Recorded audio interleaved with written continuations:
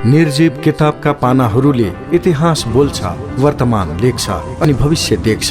खोज्नेहरूले तिनै किताबभित्र आफूलाई भुल्छ, संसार डुल्छ अनि आकाश छुन्छ। ओहो, त्यसैले हामी भन्छौं किताब बोल्छ।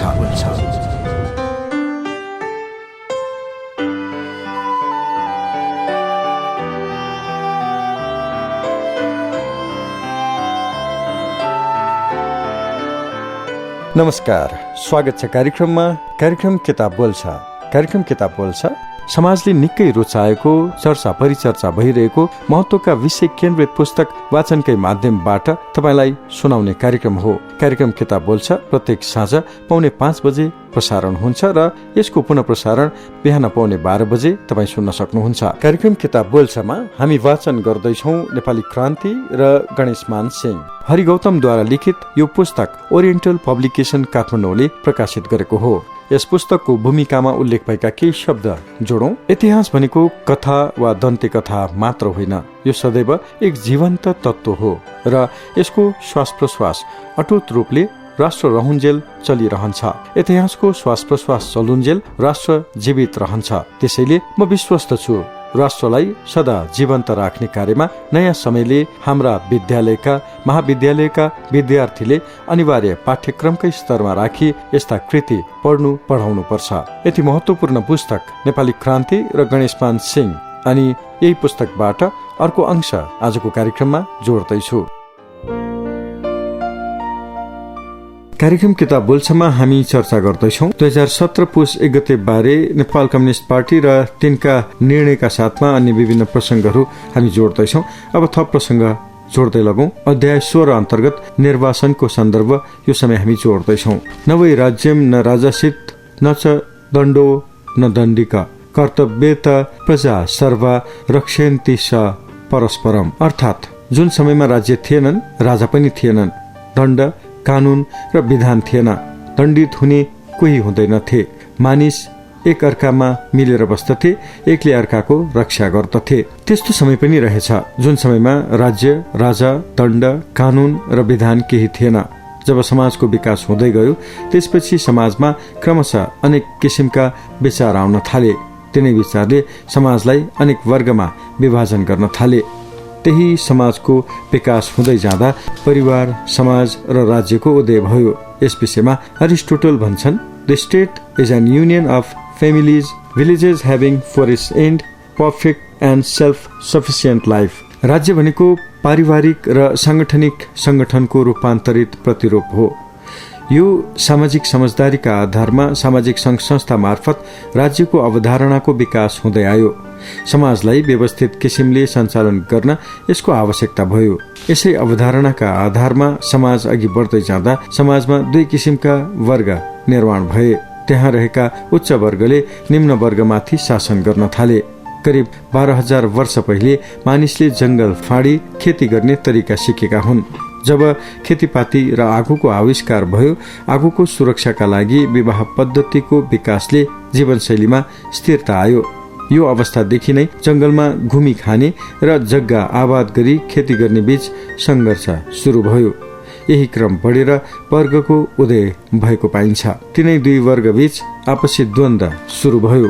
त्यो भनेको शक्तिशाली वर्गले कमजोर वर्गलाई दबाउने हतियारको रूपमा कानून बन्यो। त्यसका साथै समाजमा शासन व्यवस्थाका लागि अरू नियम बन्न थाले। यही क्रममा समाजमा दण्ड सजाय सुरु भयो। यसरी बलियाले दिएको नीति निर्देशन नमान्नेलाई विद्रोहीको अथवा कुनै अपराधीको आरोप लगाउन थालियो। बलियारो शासक बने। शासकको नीति विरुद्ध लाग्नेलाई अनेक किसिमका दण्ड दिन थालियो। तीमध्ये प्राणदण्ड दिने वा अवस्था हेरेर स्थान हद देश निकाला गर्ने चलनको विकास भयो। यही प्रचलनलाई सरल भाषामा निर्वासन भनियो। निर्वासनलाई सरल भाषामा विचार असहमतिका कारण बलपूर्वक देश निकाला गर्ने दण्ड भनिन्छ। यसलाई अंग्रेजी शब्दमा म्यानेजमेन्ट अ एक्साइल भनिन्छ। यसको शब्दकोशीय अर्थ हो a person who lives away from his native country either with choice under compulsion. तर आप्रवासन अर्थात् एमिग्रेसन भनेको एक देशको मानिस अर्को देशमा स्वेच्छाले गएर बस्नु हो। आन्तरिक र बाह्य दुई किसिमको हुन्छ, तर निर्वासन भनेको उठीबास, डाँडो कटाई, देश निकाला र परिप्रेक्षण हो। यो बाध्यात्मक हुन्छ। आप्रवासी अर्को देशबाट आएर बसेको व्यक्तिलाई भनिन्छ। यस्तो कार्यलाई आप्रवासन भनिन्छ। आप्रवासी समस्या विश्वमा अहिले निकै विकट छ। खास गरी गैर कानूनी रूपमा हुने आप्रवासनलाई रोक्न अमेरिका तथा युरोपेली मुलुकहरू प्रयासरत भए पनि यो समस्या अरू जटिल हुँदै गएको देखिएको छ। बेरोजगारी समस्या र विकसित मुलुकमा अवसरको खोजीका लागि विकासोन्मुख मुलुकबाट आप्रवासनका लागि ओइरिने क्रम बढेको छ। अमेरिकामा आप्रवासीको संख्या 5 करोड नागेको छ र यसमा गैर कानूनी आप्रवासी मात्र 1 करोड 20 लाख छन्। यसअघि लगभग 1 करोड आप्रवासीलाई अमेरिकाले नागरिकता प्रदान गरेको थियो। यी गैर कानूनी आप्रवासीलाई देश छोडाउन असफल भएको छ। यसले एकातिर विकसित मुलुकमा यस्ता मानिसको संख्या बढ्दो छ भने अर्कोतिर विकासोन्मुख मुलुकका जनशक्ति बाहिरिने काम भइरहेको छ। आप्रवासी विरुद्ध बढ्दो हिंसा र विदेशी धपाउने कार्यले उनीहरू पनि असुरक्षित भएका छन्। नेपालबाटै तेस्रो मुलुकमा आप्रवासनका लागि 30 लाख भन्दा बढी मानिसहरू विदेशिएका छन् र भारतमा मात्र यसको संख्या 60 लाख नागेको छ। भारत लगायतका मुलुकबाट नेपालमा श्रम तथा भित्रिनेले बेरोजगारीको समस्या बढेको छ। सन् 1959 देखि बर्माबाट आप्रवासी नेपाली खेदिएका हुन्। यस्तै सन् 1980 को दशकमा आसाम, मेघालय आदि क्षेत्रबाट नेपाली लखेटिने क्रम सुरु भयो। भुटानबाट समेत यत्तिकै भुटानी जनता खेदिँदा शरणार्थी समस्या उत्पन्न भएको हो। त्यो समस्या अहिले तेस्रो मुलुकतिर सरेको छ। आप्रवासी नेपाली खाडी क्षेत्रमा पुग्दा त्यहाँ अनेक खालका कष्ट यातना खेप्नु परेको देखिन्छ। विश्व आप्रवासन राष्ट्रिय र अन्तर्राष्ट्रिय राजनैतिक समस्याका रूपमा रहेको छ। प्रवासी आफ्नो देश छोडेर अरूको देश वा प्रदेशमा बस्नुलाई प्रवासी भनिन्छ। यो एउटा पसाइसराईको स्थिति हो। पसाइसराई आफ्नो मुलुकभित्र एक ठाउँबाट अर्को ठाउँमा हुन सक्छ, तर प्रवासी भनेको विदेशमा रहनु हो। प्रवासमा लामो समयसम्म बस्ने वा निश्चित कामका कारण रहने गरिन्छ। लामो समय बस्नुलाई प्रवासीका रूपमा हेरिन्छ। यदि यो प्रवासीले अर्को देशको नागरिकता लिए भने त्यस्ता व्यक्तिलाई गैर आवासीय भन्ने गरिन्छ। नेपालीको ठूलो संख्या प्रवासमा रहेको छ। यिनी खास गरी भारतमा रहेका नेपालीले विभिन्न प्रवासी संगठन खोलेर बसेका छन्। नेपालको लोकतान्त्रिक आन्दोलनमा प्रवासी नेपालीको महत्वपूर्ण भूमिका रहेको पाइन्छ। यसरी नेपाली विश्वका 153 देशमा प्रवासीको रूपमा रहेका छन्। आप्रवासी, प्रवासी र निर्वासनमा केही फरक देखिन्छ। त्यसैले निर्वासन सम्बन्धी हेर्दा देशबाट बाहिर निकाल्ने, लखेट्ने काम भन्ने बुझिन्छ, जुन तत्सम नेपाली व्युत्पत्ति कोषको पृष्ठ 400 मा उल्लेख छ। यो शासक परिवार र जनताका बीच विचार असहमतिकै कारण दिइने दण्ड हो। पूर्वीय समाजमा यस्तो सजायको चलन समाज विकासका क्रममा राज्य निर्माणको प्रारम्भदेखि नै भएको देखिन्छ। यस विषयमा शिवाकोटी आफ्नो राजनैतिक शब्दकोशमा भन्छन्, कुनै पनि मुलुकबाट खेदिएर अर्को मुलुकमा बसाइ सर्नुलाई निर्वासन भनिन्छ।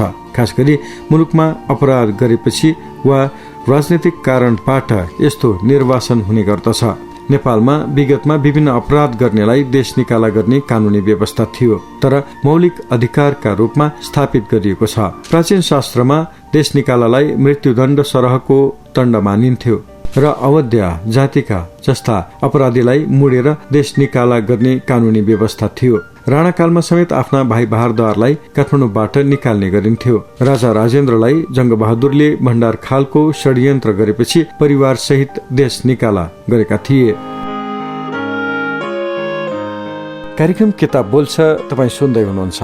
कार्यक्रममा हामी नेपाली क्रान्ति र गणेशमान सिंह पुस्तक वाचन गर्दैछौँ। हरि गौतमद्वारा लिखित यो पुस्तक ओरिएन्टल पब्लिकेसन काठमाडौँले प्रकाशित गरेको हो। पुस्तकका शब्द लेखकको मात्र हामी वाचनको माध्यमबाट तपाईँसम्म पुर्याउँदैछौँ। पुस्तकको अर्को अंश सुनाउन भोलि तपाईसँग फेरि पनि भेट्नेछु। आजको लागि प्राविधिक सहकर्मी रेहन महर्जनलाई धन्यवाद दिँदै म सुरज वीर बज्राचार्य पनि छुट्टिन्छु। नमस्कार।